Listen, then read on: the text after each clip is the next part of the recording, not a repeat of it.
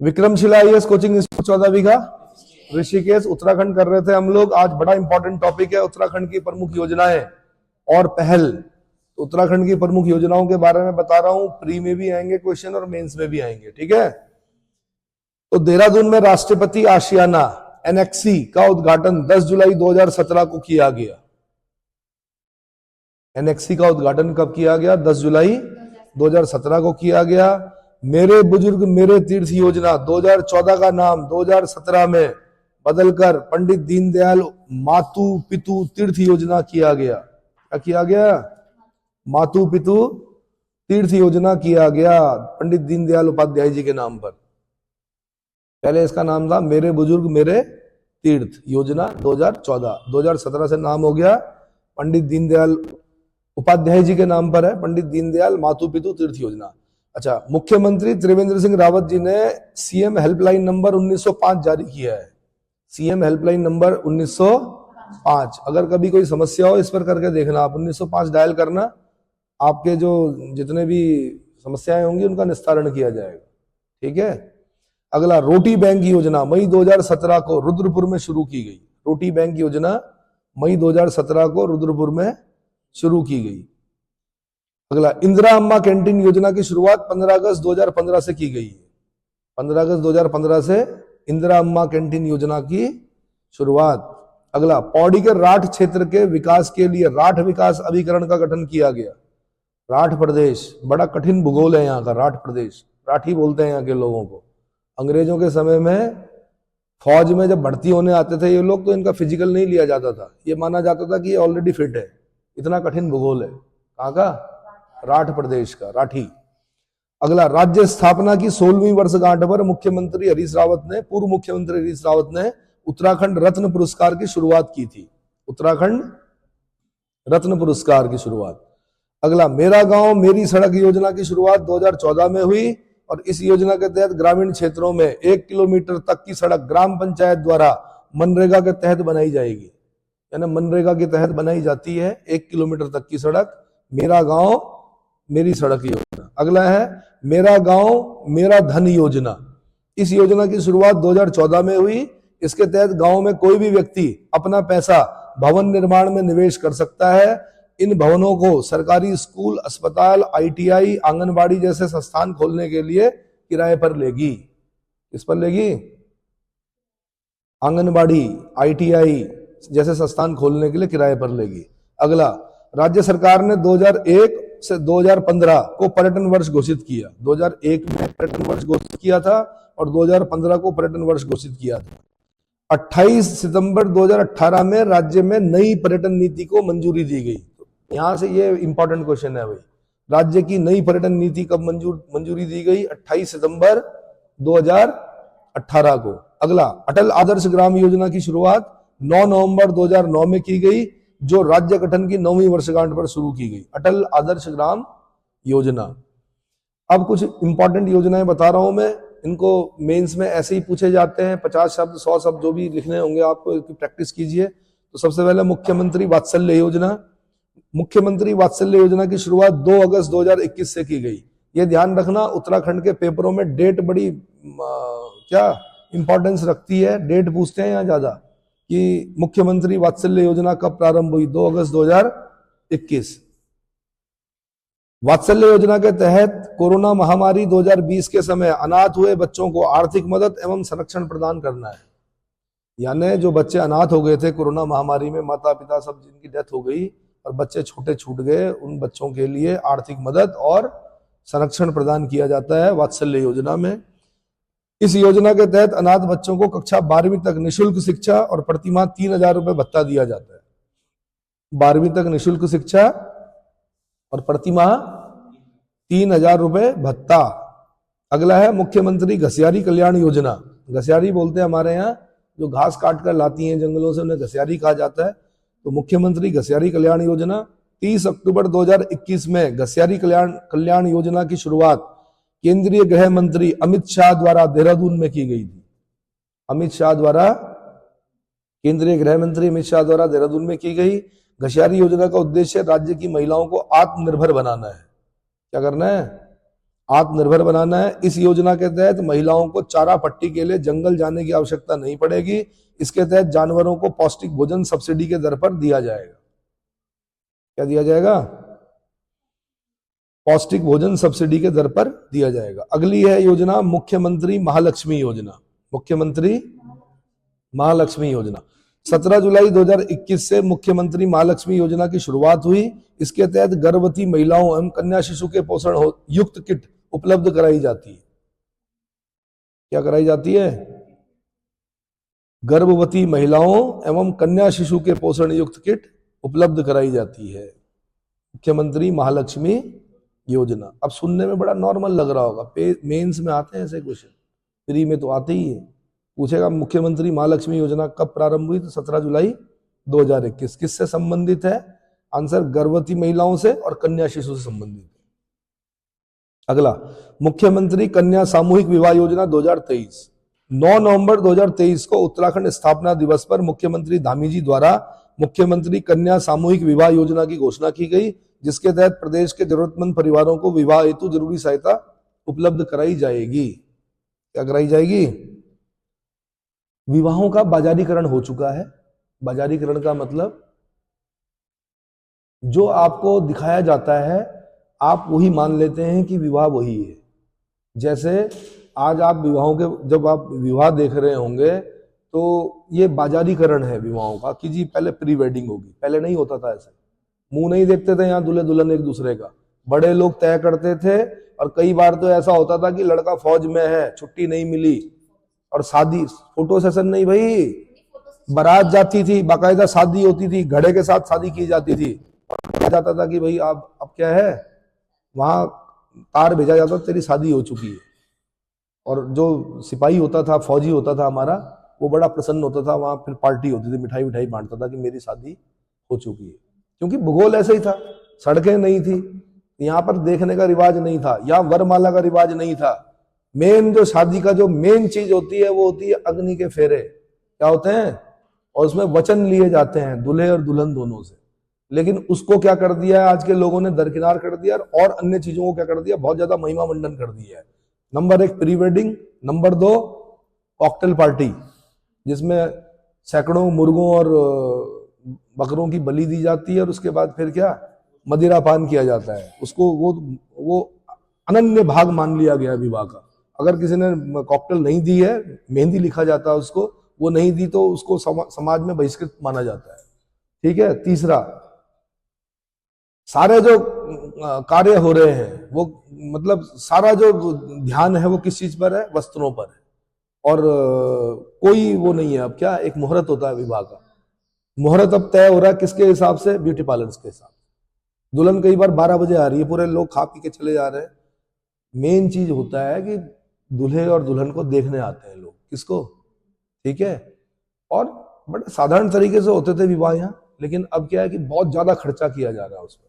लेकिन अब समय के साथ साथ धीरे धीरे लोग फिर क्या कर रहे हैं, वापस आ रहे हैं उसी चीज में, भड्डू की दाल भात में वापस आ रहे हैं, क्योंकि समझ में आ गया उनके कि बेस्ट जो था वो हमारा ही रिवाज था। ठीक है। चलिए, मुख्यमंत्री कन्या सामूहिक विवाह योजना 2023।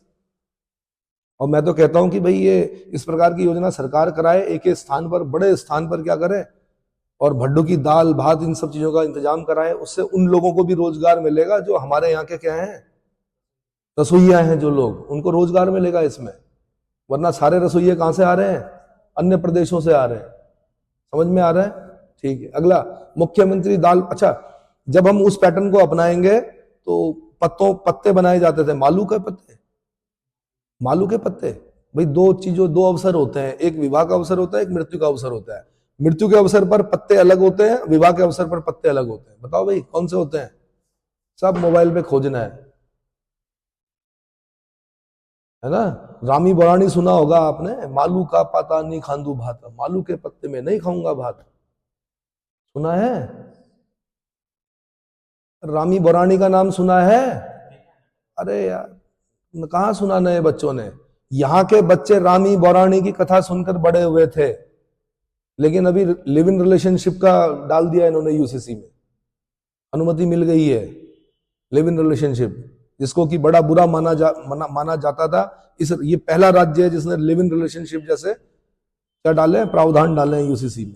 ठीक है, यूसीसी आर्टिकल 44 में लिखा हुआ है राज्य के नीति निश्चित तत्वों में कि राज्य क्या करेगा, एक समान सिविल संहिता लाने का प्रयास करेगा, लेकिन उसमें 2 क्लॉज बड़े अजीब से डाल दिए इन्होंने।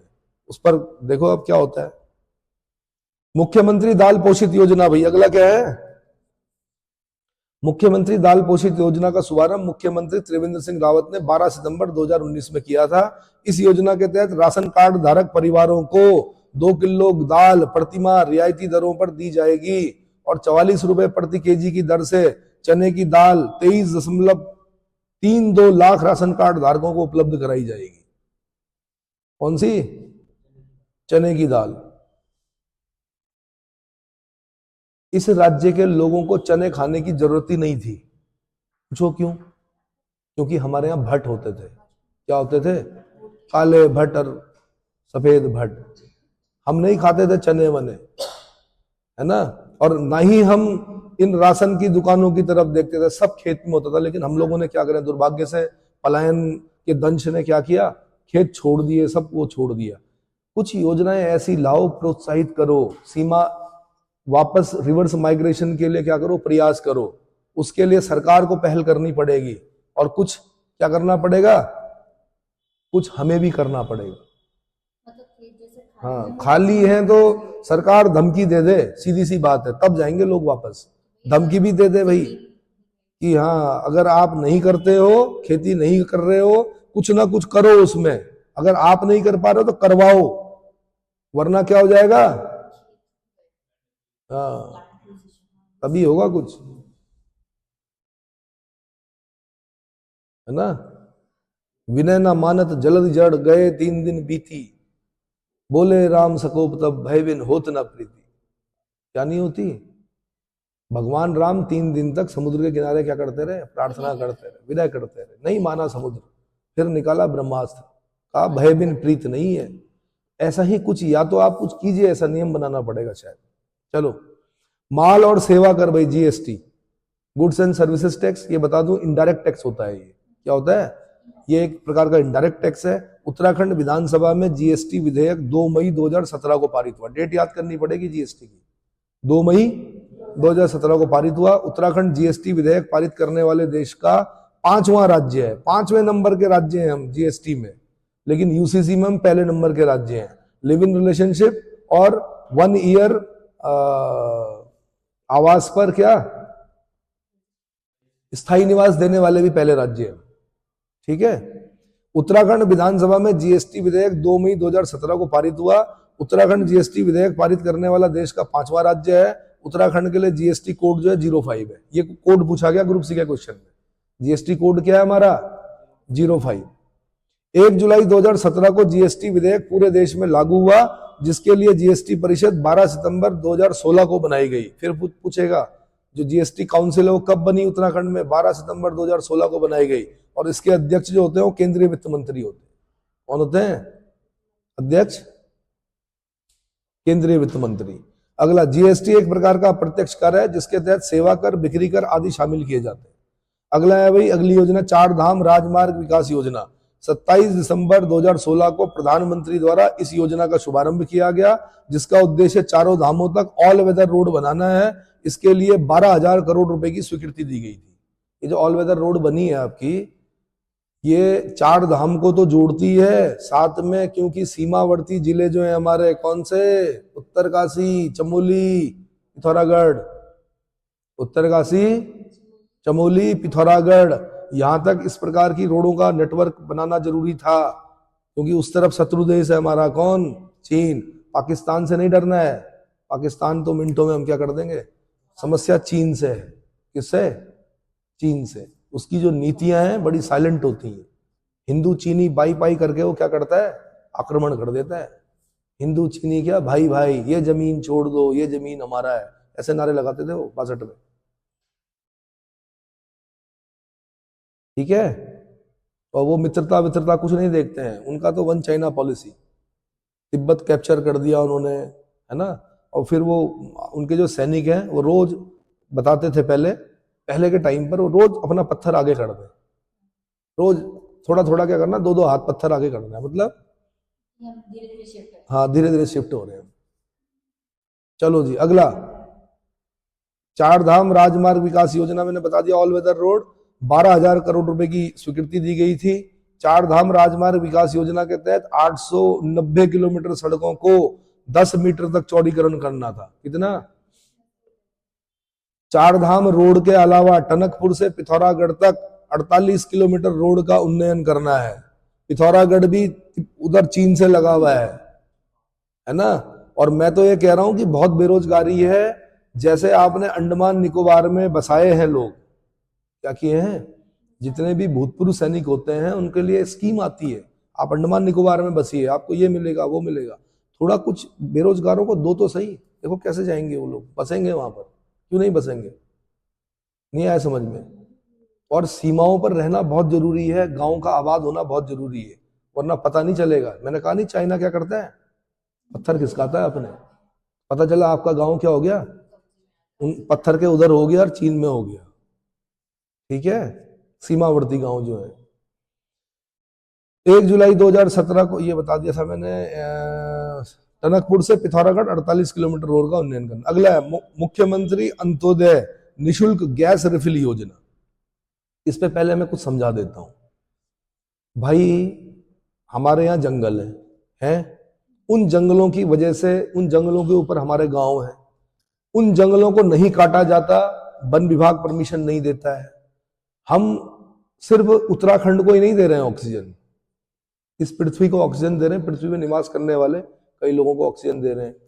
एक तो मांगे करते हैं हमें, एक तो ग्रीन बजट की मांग करते हैं कि हमें क्या करो, ग्रीन बजट दो। साथ में हम ये मांग करते, हमें सबसे ज्यादा सिलेंडर उठाना कहाँ कठिन है, यहां पर कठिन है। अरे तो भाई मेन जगह पर कायदे से जहां जहां पर जंगल है ना, अगर आपको उन जंगलों को बचाना है तो सबसे पहले पाइपलाइन कहाँ बिछनी चाहिए थी, उत्तराखंड में बिछाई जानी चाहिए थी, बिछाई जानी चाहिए थी। ठीक है, लेकिन बिछाई कहाँ गई, दिल्ली में, बंबई में, कलकत्ता में, मद्रास। ठीक है, आप अपने शहरों में वो कीजिए, लेकिन हमें हमारे जंगलों के एवज में क्या दीजिए, कम से कम सब्सिडी पर तो दीजिए गैस पाइपलाइन। नहीं आया समझ में? आया? सुविधाएं होंगी।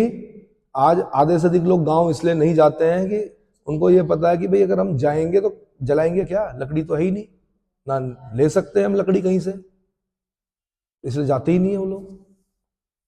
अगला,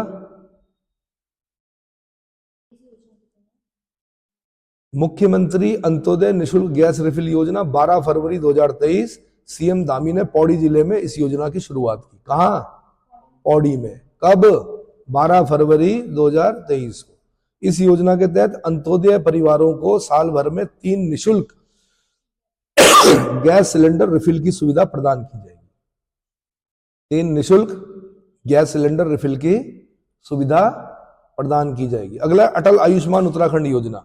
प्रधानमंत्री जन आरोग्य योजना या आयुष्मान भारत योजना के तहत प्रदेश में केवल 5 लाख परिवारों को प्रतिवर्ष 5 लाख रुपए तक की निशुल्क चिकित्सा सुविधा उपलब्ध कराने की घोषणा की गई थी। मुख्यमंत्री जी ने इसी योजना को आगे बढ़ाते हुए अटल आयुष्मान योजना के तहत और अधिक 18 लाख परिवारों को यह सुविधा देने की घोषणा की, जिससे अब राज्य में कुल 23 लाख परिवारों को यह सुविधा मिलेगी। कितने? 23 लाख परिवारों को यह सुविधा मिलेगी। देखिए, विपक्ष तो कई बार भड़काता है कि मोदी जी ने कहा था कि तुम्हारे अकाउंट में कितने 15 लाख रुपए आएंगे। अगर इसको इनडायरेक्टली अगर आप देखेंगे तो इससे ज्यादा ही आया होगा। कैसे? कोई बीमार हो गया, 5 लाख रुपए तक का इलाज फ्री है। शौचालय निर्माण के लिए सरकार दे रही है, भवन निर्माण के लिए क्या कर रही है, सरकार की योजना है। बेरोजगारों को कौशल स्किल बनाने के लिए योजनाएं दे रही है। अगर आप कहीं पर होटल मैनेजमेंट का कोर्स करने जाते हैं तो वहां आपको फीस देनी पड़ती है, लेकिन अगर सरकार के यहाँ आप मशरूम उगाने की इच्छा रखते हैं, अगर आप वहां पर कोर्स करेंगे तो फ्री मिलेगा, बीज भी देंगे, वो सर्टिफिकेट भी देंगे। उस सर्टिफिकेट में ये भी बोलेंगे कि आप 1 लाख रुपए 2 लाख रुपए तक का लोन उठा सकते हो, और 2 लाख रुपए तक का लोन उठा सकते हो, उस पर भी सब्सिडी देंगे आपको, कि खाली आपको क्या करना है, उसमें ब्याज नहीं भरना है, क्या करना है आपने? पैसा वापस करना है बस। मशरूम उगाओ, सीखो, ये बीज शुरू शुरू में देंगे वो आपको बीज, ये बीज ले जाओ, उगाओ, बेचो, वापस करो और फिर अपना क्या करो, कारोबार शुरू करो। ऐसे कई प्रकार की योजनाएं जो 15 लाख रुपए से कहीं अधिक है। क्या है? नहीं आया समझ में? ये वैसे ही है अगर कोई डीएम ये बोले कि जी मुझे तो खाली इतने ही मिल रहे, कि कितने, अरे भाई उस पर जो खर्चा हो रहा है वो लाखों में होता है। जिस बेंगलोर में वो रहता है, डीएम आवास जो होता है, अगर मैं वहां का किराया जोड़ूं तो लाखों में होता है। अगर उसकी गाड़ी घोड़े इन सब चीजों का, या जो ऑर्डरलीज हैं, या जो ड्राइवर दिए गए हैं, या जो आपके लिए क्या बॉडीगार्ड्स दिए गए हैं, जो सम्मान है, सम्मान का तो कोई कीमत नहीं होती, वो जो सब चीजें मिल रही हैं वो तो उसका तो कोई मूल्य ही नहीं है। तो उस पर ये नहीं बोला। ऐसे ही मैं बोल रहा हूँ कि ये जो योजनाएं है ये 15 लाख रुपए से कई ऊपर की योजना है। ठीक है, इससे कई लोग लाभान्वित हुए, हमने भी देखे। 5 लाख रुपए वाला जो है इलाज क्या फ्री, वरना पहले हमने देखे परिवार बर्बाद होते हुए। तो 23 लाख परिवारों को यह सुविधा मिलेगी। कौन सी? 5 लाख रुपए तक का इलाज फ्री। अटल आयुष्मान उत्तराखंड योजना का शुभारंभ 25 दिसंबर 2018 को किया गया। इस योजना के लिए सरकार ने गोल्डन कार्ड और हेल्पलाइन नंबर 104 जारी किया है। कौन सा? गोल्डन कार्ड और हेल्पलाइन नंबर 104। अगला है राष्ट्रीय बायोश्री योजना। राष्ट्रीय बायोश्री योजना 1 अप्रैल 2017 को आंध्र प्रदेश में शुरू हुई। इस योजना के तहत देश के 207 जिलों में हरिद्वार जनपद भी शामिल है। हरिद्वार में 450 लोगों को जीवन सहायता उपकरण वितरित किए, जिनमें व्हीलचेयर, छड़ी, चश्मे आदि प्रमुख हैं। छड़ी, चश्मे आदि प्रमुख है। अब आप ये मान के चलिए कि हमने राज्य में कभी ऐसी गरीबी भी देखी है कि चश्मा टूटा हुआ है, उसमें धागे लगा रखे हैं? क्या देखे हैं आपने? अब आप ये बोलोगे कि चश्मा नहीं ले सकते, भाई गरीबी होती कई जगह, नहीं ले सकते। ठीक है, तो वहां पर क्या दिए जा रहे हैं? चश्मे दिए जा रहे हैं, छड़ी दी जा रही, व्हील चेयर दिए जा रहे हैं। उत्तराखंड वैष्णवी सुरक्षा योजना। आप खुद सोचो, एक व्यक्ति दिव्यांग है, वो घर में पड़ा हुआ है, क्या है, दिन रात कई साल हो गए वो उठ ही नहीं पाया। अगर उसको एक ऐसी व्हील चेयर मिल जाए जो बैटरी चलित होती है, थोड़ा वो अपने दम पर क्या हो, थोड़ा घूम आए, तो उसका कॉन्फिडेंस बना रहेगा। वरना आदमी क्या होता है कि दिव्यांगता से नहीं मरता है। कई बार कोई एक्सीडेंट हो गया माना किसी का, तो वो दिव्यांगता से नहीं मरता है, एक्सीडेंट से नहीं मरता है, वो किसी से मरता है, उस अकेलेपन से। कि वो शुरू में आएंगे लोग देखने उसको, शुरू में हो सकता है कि परिवार वाले भी क्या करें, खूब देख रेख करें, लेकिन एक समय के बाद सबको अपने काम काज पर जाना होता है, सारे मित्र भूल जाते हैं, तब क्या करेगा वो, कॉन्फिडेंस डाउन हो जाएगा उसको। तो अगर उसको इस तरह की व्हील चेयर दे दी जाए जो बैटरी चलित होती है, और थोड़ा एक आध चक्कर क्या अपनी व्हील चेयर पर, आजकल तो बहुत एडवांस व्हील चेयर आ रही है। ठीक है, मतलब उसको कहीं पर भी क्या ले जाना नहीं बोल रहा हूं मैं, जैसे माना टॉयलेट वगैरह, वो सब व्हील चेयर पर ही आज सुविधाएं उपलब्ध है। ठीक है, साथ में वो अपने हाथ से क्या कर सकता है, अपनी व्हील चेयर को चला सकता है। मैंने 3-4 केस देखे हैं ऋषिकेश में, जो लोग घूमते हैं, तो मुझे लगता है कि हाँ, ये जो आविष्कार हुआ है ये क्या है, इन लोगों के जीवन को बदलने में क्या करेगा, सहायता करेगा। ठीक है, तो वो घटिया किस्म की व्हील चेयर ना दी जाए, एक बार ढंग से दे दी जाए अच्छी वाली। घटिया मतलब हाथ से चलाते हैं, क्या करेगा उसको, कब तक चलाएगा आदमी हाथ से? यानी एक बार अच्छी दे दो, जीवन परिवर्तित हो जाएगा उस व्यक्ति का, कॉन्फिडेंस आएगा, हो सकता है वो आने वाले समय में क्या कुछ और भी करे। संसार के जो सबसे ज्यादा आईक्यू रखने वाले व्यक्ति हैं थे, मतलब स्टीफन हॉकिंस, उनके शरीर का कोई अंग काम नहीं करता था सिवाय मस्तिष्क के और हाथ की उंगलियों के। उन्होंने भी तो आविष्कार किए क्योंकि कॉन्फिडेंस था उनके अंदर। तो ऐसे नहीं मानना चाहिए कि कोई व्यक्ति अगर मतलब एक्सीडेंट में या बचपन से अगर कोई दिव्यांग है तो कुछ नहीं कर सकता। उनको गॉड गिफ्ट होती है, फिर भगवान उनको अगर एक चीज छीनते हैं तो दूसरी चीज देते भी है। समझ में आया? थोड़ा उनको सहायता की आवश्यकता होती है इस प्रकार की। अगला, उत्तराखंड वैष्णवी सुरक्षा योजना। वैष्णवी किट योजना के तहत सरकार हर परिवार की बेटी के जन्म होने पर नवजात शिशु को वैष्णवी किट भेजेगी। इस योजना के संचालन महिला और बाल विकास विभाग द्वारा किया जाएगा। नवजात शिशु को वैष्णवी किट, बेटी के जन्म होने पर। देखिए ना, बेटियों के लिए बहुत सारी योजनाएं लाई जा रही हैं, बेटी बचाओ बेटी पढ़ाओ, है ना। ऐसी उत्तराखंड वैष्णवी सुरक्षा योजना। इस योजना के तहत बच्ची के जन्म लेते ही परिवार के सदस्यों को उसके साथ सेल्फी खींचकर महिला एवं बाल विकास विभाग द्वारा जारी टोल फ्री नंबर पर भेजनी है। सरकार के द्वारा परिवार को बधाई संदेश भी दिया जाएगा। यह योजना 24 जनवरी 2018 को शुरू की गई, जिसका संबंध बेटी बचाओ बेटी पढ़ाओ योजना से। किससे है?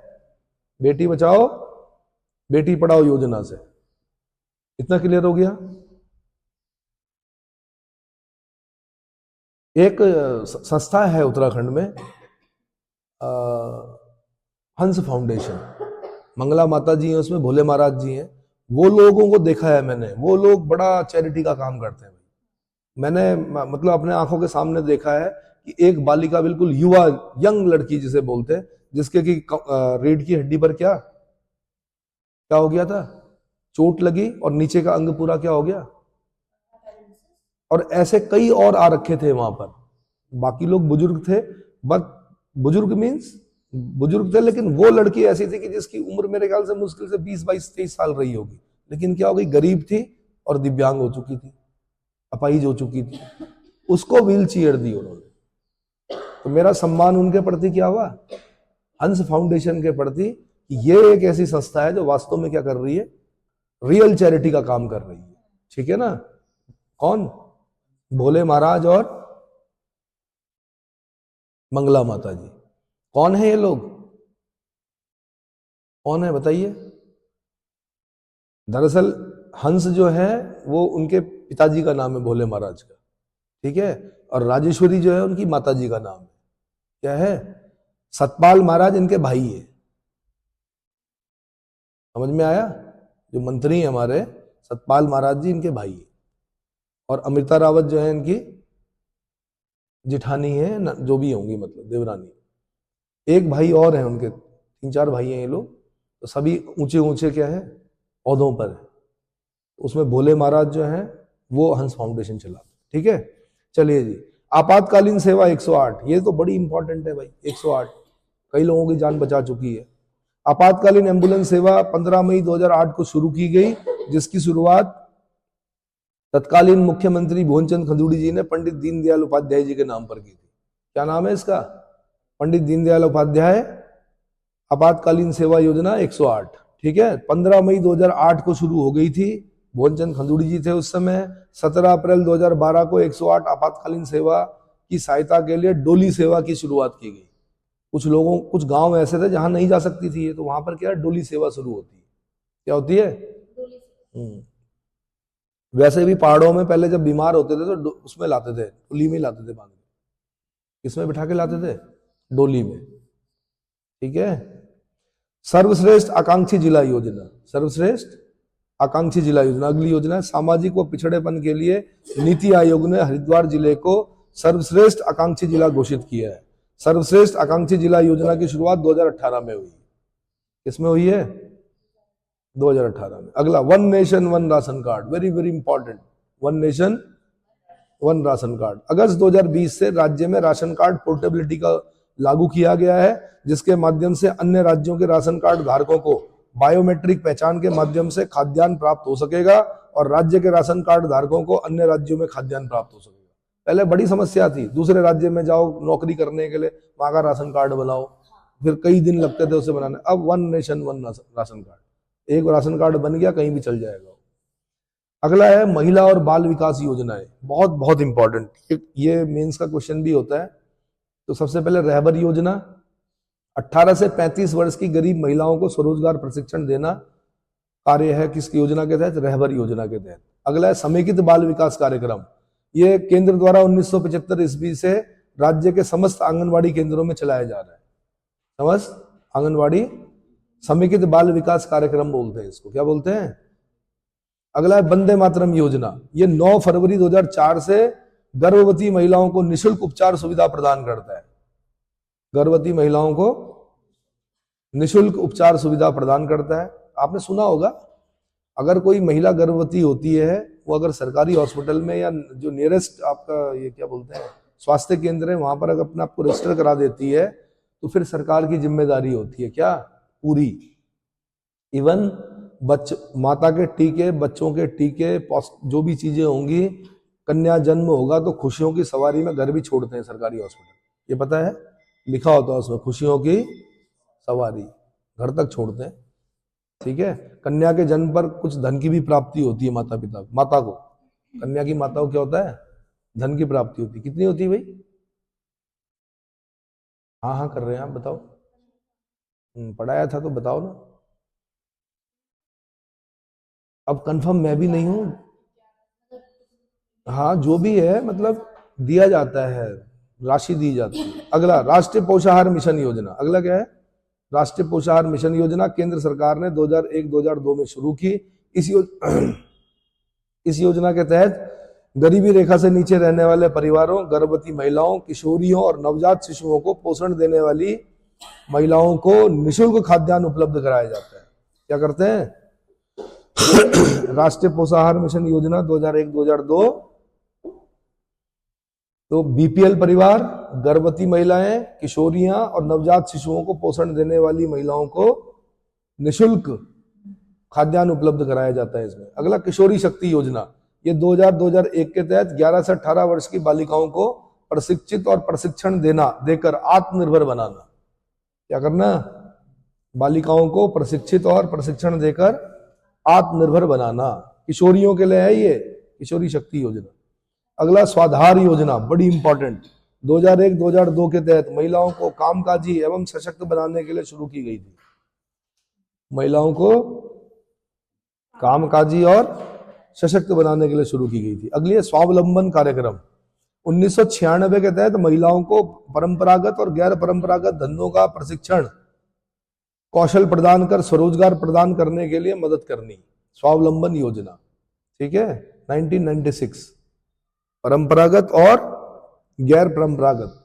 अगला मोनाल परियोजना, अप्रैल 2011 से 11 से 18 वर्ष की किशोरियों को मास्टर ट्रेनर के रूप में तैयार करना था। 11 से 18 वर्ष की किशोरियों को मास्टर ट्रेनर के रूप में तैयार करना। अगला पालना योजना, कौन सी? इसकी शुरुआत उत्तराखंड सरकार द्वारा 2 अक्टूबर 2015 को शुरू की गई थी। इसके तहत सरकार अनाथ बच्चों को गोद लेगी, अनाथ बच्चों को, तो पालना योजना। अगला खिलती कलियां योजना, उत्तराखंड सरकार द्वारा 15 अगस्त 2015 को शुरू की गई, जिसके तहत 6 वर्ष तक के बच्चों को कुपोषण से बचाने का प्रयास किया जाएगा। किससे? कुपोषण से, माल न्यूट्रिशन। अगला वैश्यवृत्ति निवारण अधिनियम 1956, ये पारित किया गया। वैश्यावृत्ति को समाप्त करने के लिए, उसका निवारण करने के लिए वैश्यावृत्ति निवारण अधिनियम कब पारित हुआ? 1956 में पारित किया गया था। अगला प्रसूति प्रसुविधा अधिनियम 1961, इसके तहत गर्भवती महिलाओं को सवैतनिक अवकाश दिए जाने का प्रावधान है। आपने आर्टिकल 42 पढ़ा होगा डायरेक्टर प्रिंसिपल स्टेट पॉलिसी में, मैटरनिटी रिलीफ की बात करता है आर्टिकल 42। राज्य के नीति निर्देशक तत्वों में बोला गया है कि राज्य मातृत्व अवकाश देने का प्रयास करेगा, तो दिया जाता है। उसी के तहत ये क्या हुआ? प्रसूति प्रसुविधा अधिनियम 1961 के तहत गर्भवती महिलाओं को सवैतनिक अवकाश दिए जाने का प्रावधान है। तो ये भी बता दूं, सिर्फ प्रेगनेंसी के दौरान नहीं, शायद मेरे ख्याल से 2 बच्चों के लिए था ये, पहले 2 ही बच्चों के लिए है, पहले 2 बच्चे। मैटरनिटी लीव जो मिलता है, क्या पहले 2 बच्चों के लिए है शायद, ठीक है।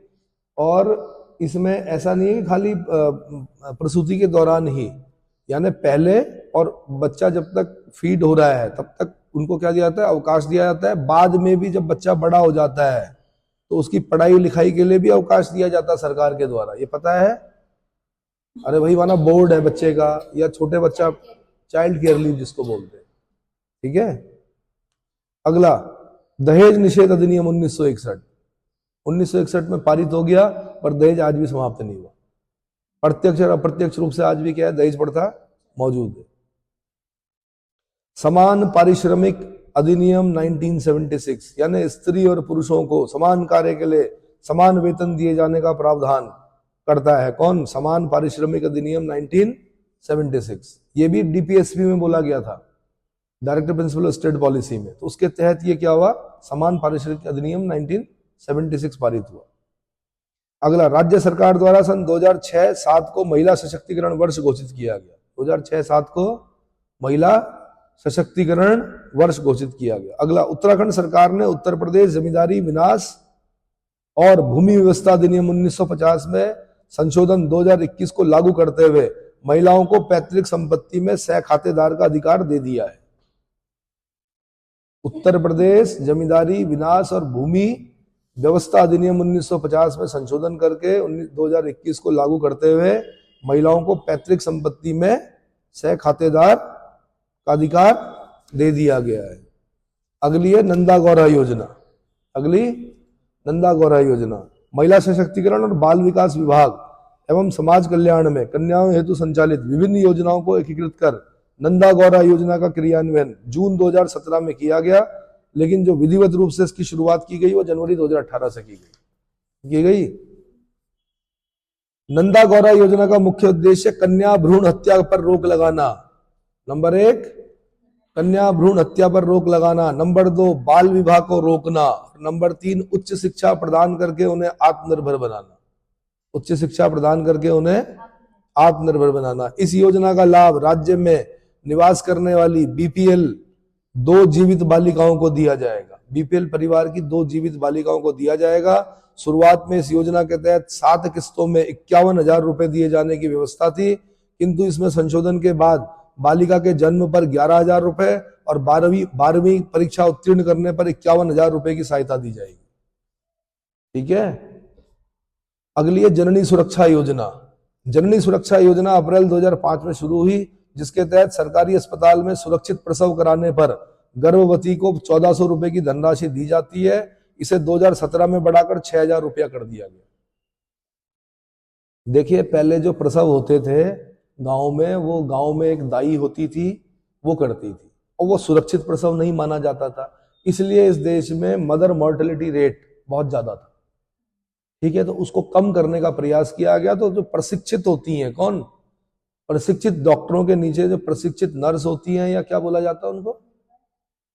अरे इंग्लिश में मत बोलो भाई, इंग्लिश नहीं पूछा मैंने।